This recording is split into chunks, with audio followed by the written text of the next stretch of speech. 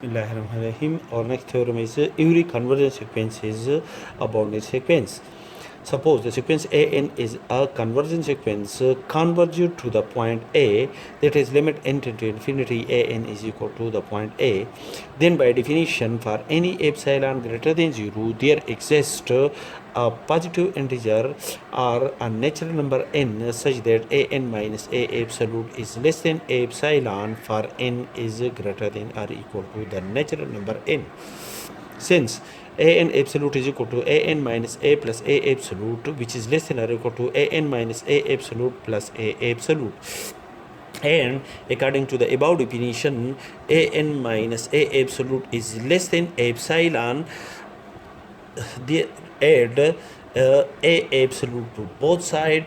Therefore, an minus a absolute plus a absolute is less than epsilon plus a absolute for n is greater than or equal to the natural number n. Let m be the maximum of a1 absolute, a2 absolute, up to so on an absolute, epsilon plus a absolute. Then the above inequality can be written as an absolute is less than m for each n.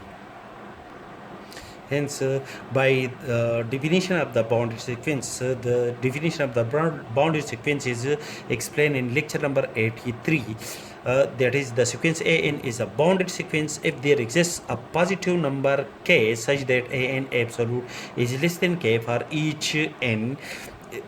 Hence, the term of the sequence an satisfy the condition that an absolute is less than m for each n. Therefore, in this case, we can say that the sequence an is a bounded sequence.